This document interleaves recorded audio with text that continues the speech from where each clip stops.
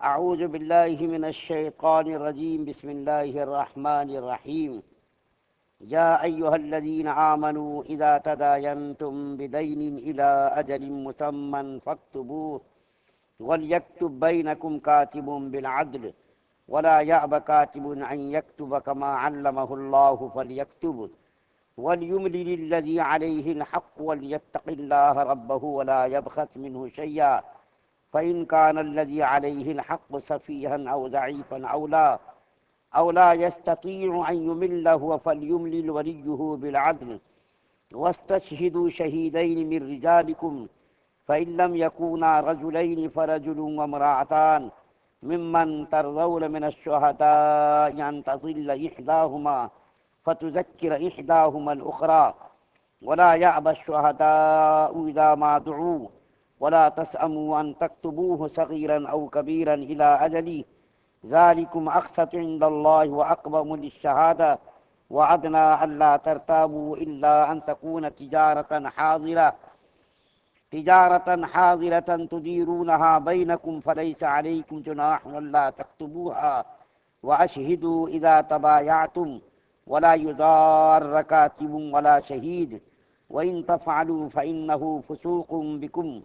واتقوا الله ويعلمكم الله واللہ بکل شیء علیم۔ اے ایمان والو، جب معاملہ کرنے لگو ادھار کا ایک میعاد معین تک کے لیے تو اس کو لکھ لیا کرو، اور یہ ضروری ہے کہ تمہارے آپس میں جو کوئی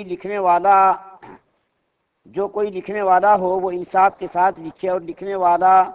لکھنے سے انکار بھی نہ کرے۔ جیسا کہ اللہ تعالیٰ نے اس کو لکھنا سکھا دیا، اس کو چاہیے کہ لکھ دیا کرے، اور وہ شخص لکھوا دے جس کے ذمے حق واجب ہو، اور اللہ تعالیٰ سے جو اس کا پروردگار ہے ڈرتا رہے، اور اس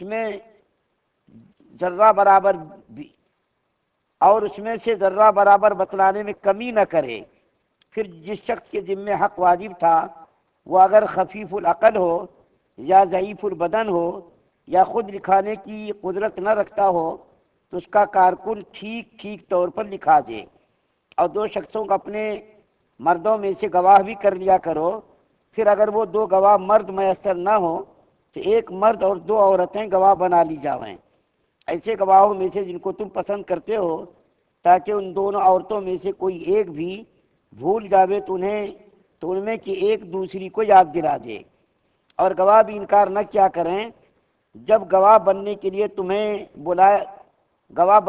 تمہیں بلایا جائے اور تم اس دین کے بار بار لکھنے سے اکتایا مت کرو، خواہ وہ معاملہ چھوٹا ہو یا بڑا ہو۔ یہ لکھ لینا انصاف کا زیادہ قائم رکھنے والا ہے، اللہ کے نزدیک، اور شہادت کے زیادہ درست لکھنے والا ہے اور زیادہ سزاوار ہے اس بات کا کہ تم معاملے کے متعلق کسی شبے میں نہ پڑو، مگر یہ کہ کوئی سودا دست بدست ہو جس کو باہم لیتے دیتے ہو تو اس کے نہ لکھنے میں تم پر کوئی الزام نہیں،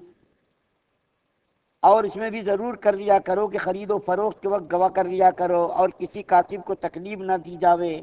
اور نہ کسی گواہ کو، اور اگر تم ایسا کرو گے تو اس میں تم کو گناہ ہوگا، اور خدا سے ڈرو، اور اللہ تعالیٰ کا تم پر احسان ہے کہ تم کو تعلیم فرماتا ہے، اور اللہ تعالیٰ سب چیزوں کے جاننے والے ہیں۔ یہ سورہ بقرہ کی 282 نمبر کی آیت ہے، اور قرآن پاک کی سب سے بڑی آیت ہے۔ قرآن پاک کے اندر اتنی بڑی آیت کوئی بھی نہیں ہے۔ آپ لوگ شاید گھبرا گئے ہوں گے، اتنی بڑی آیت اور اتنا بڑا ترجمہ۔ یہ اسلام کا اور قرآن کا احسان ہے کہ اس سے پہلے، یعنی اسلام آنے سے پہلے، لوگ کاروبار زبانی کرتے تھے، لیکن جب اسلام آیا اور قرآن نازل ہوا تو قرآن پاک نے لینے دینے کا بھی اصول اور ضابطہ بنا دیا۔ لینا ہے، دینا ہے، کوئی کاروبار کرنا ہے ادھار، تو اللہ تعالیٰ نے قرآن کے اندر اتنی بڑی آیت اتاری اور اس کے اندر پورے اصول ضابطے بتائے کہ لینا ہے، دینا ہے ادھار، کاروبار کرنا ادھار، تو اس کو لکھ لیا کرو۔ لکھنے کے ساتھ ساتھ جس کو لکھانے کے لیے اگر نہیں آتا ہے،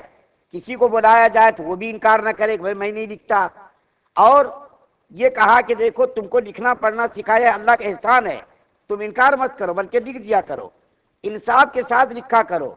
بے انصافی مت کرو، اور اس کے ساتھ ساتھ دو گواہ بھی بنا لو،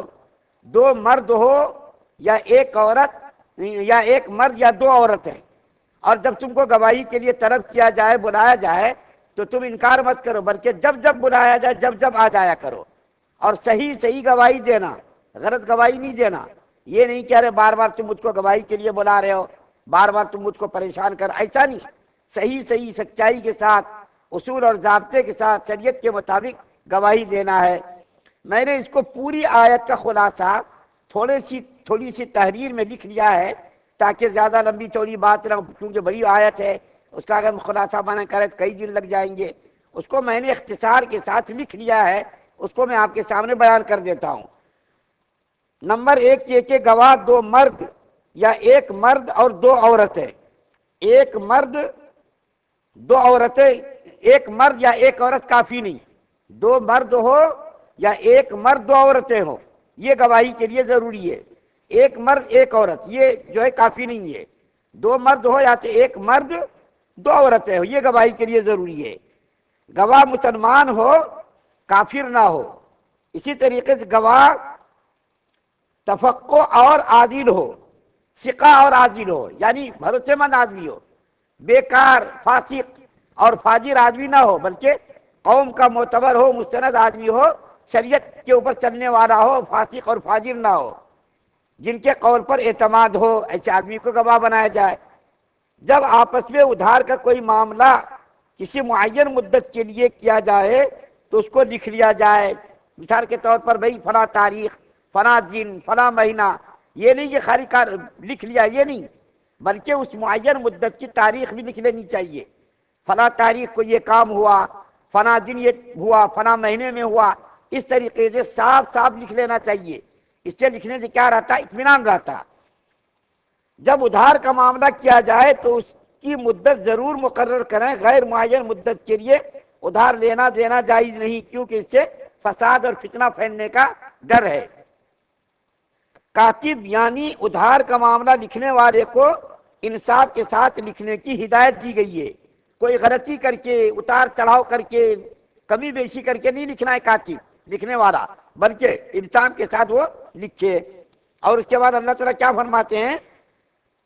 جب کسی میعاد کے لیے لین دین کیا جائے تو اس کے